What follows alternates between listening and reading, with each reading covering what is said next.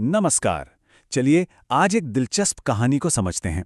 ये कहानी है दो बहुत बड़े वर्ल्ड लीडर्स डोनाल्ड ट्रंप और इमैनुअल मैक्रोन की।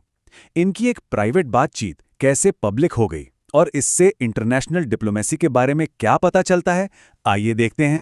सिर्फ दो शब्द, मेरे दोस्त।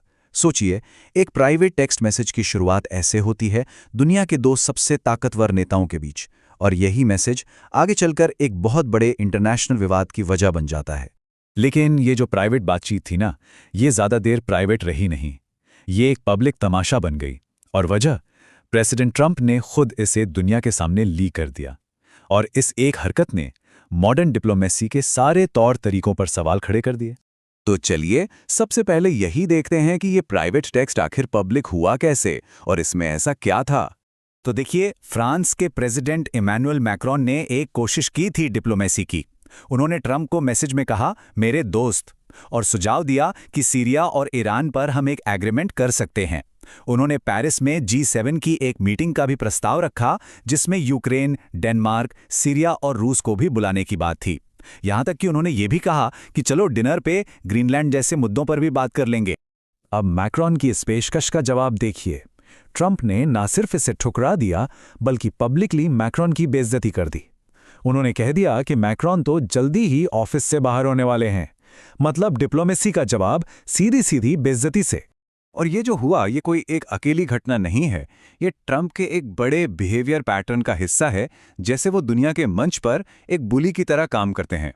यहां पर दोनों लीडर्स के स्टाइल में जमीन आसमान का फर्क साफ दिखता है।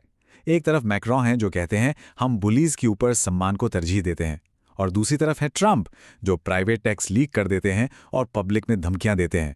मतलब एकदम ऑपोजिट।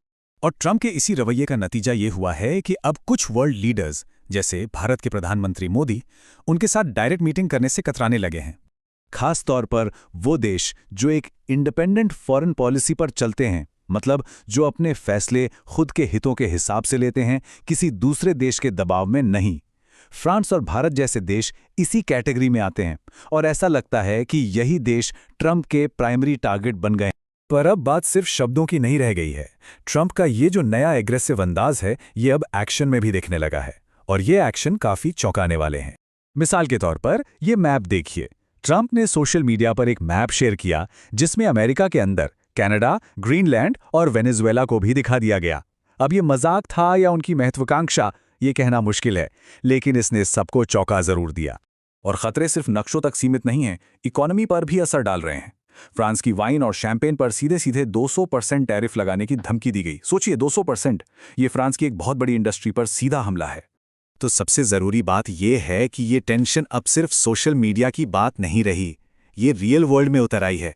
हालात इतने गंभीर हो गए हैं कि फ्रांस को अब ग्रीनलैंड को मिलिट्री के जरिए डिफेंड करना पड़ रहा है, क्योंकि अमेरिका उस पर कंट्रोल करने का दबाव बना रहा है। अब यहां एक बड़ा सवाल उठता है, ट्रंप अपने पहले टर्म में ऐसे तो नहीं थे, तो आखिर ऐसा क्या हुआ कि उनका अप्रोच इतना ज्यादा अग्रेसिव हो गया है? पहले वो शिकार थे और अब शिकारी कैसे बन गए? तो ट्रंप में ये बदलाव आया कैसे? एनालिसिस ये बताता है कि जो बाइडेन एडमिनिस्ट्रेशन के दौरान उनके साथ जो कुछ भी हुआ, वो एक टर्निंग पॉइंट था। उन अनुभवों ने उनका दुनिया को देखने का नजरिया ही बदल दिया।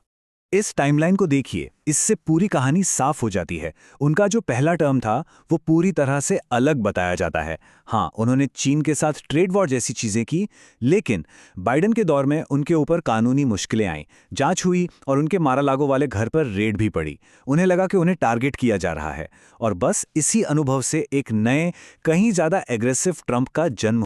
और ये बात सिर्फ एनालिसिस नहीं है, ट्रंप ने खुद एक हालिया इंटरव्यू में इस बदलाव को साफ साफ बताया। उनका कहना था, पहले मेरा शिकार हो रहा था और अब मैं शिकारी हूं। इससे ज्यादा उनकी आज की मानसिकता के बारे में और क्या कहा जा सकता है? अब जब हम ट्रंप की इस नई शिकारी वाली मानसिकता को समझ गए हैं, तो ये हमें सीधे भारत के सामने खड़ी एक बहुत बड़ी फॉरेन पॉलिसी की मुश्किल पर ले आता है। देखिए, ट्रंप ने एक बोर्ड ऑफ पीस का प्रपोजल रखा है। ये एक तरह से दुनिया के मौजूदा सिक्योरिटी स्ट्रक्चर जैसे यूएन का एक विकल्प होगा। अब भारत के लिए मुश्किल ये है कि इस बोर्ड को ज्वाइन करने में भी रिस्क है और इसे मना करने में भी। फ्रांस ने तो पहले ही इस बोर्ड में शामिल होने से साफ मना कर दिया है, और वजह भी साफ है। फ्रांस यूएन सिक्योरिटी काउंसिल का परमानेंट मेंबर है, अगर ये नया बोर्ड बनता है तो यूएन की अहमियत कम हो जाएगी और जाहिर है फ्रांस ऐसा नहीं चाहेगा क्योंकि मौजूदा सिस्टम में उसका बहुत बड़ा इंटरेस्ट है। तो अब फ्रांस के मना करने के बाद भारत एक बहुत मुश्किल चौराहे पर आ खड़ा हुआ है। सवाल ये है, क्या भारत को इस बोर्ड ऑफ पीस में शामिल होना चाहिए या इसे रिजेक्ट कर देना चाहिए? अगर भारत शामिल होता है तो क्या फायदे होंगे, और अगर मना करता है तो क्या वो ट्रंप के गुस्से का सामना करने के लिए तैयार है? एक ऐसा लीडर जो अब खुद को शिकारी मानता है और अपने खिलाफ कोई बात सुनना पसंद नहीं करता। ये एक ऐसा फैसला है जिसके नतीजे बहुत दूर तक जाएंगे।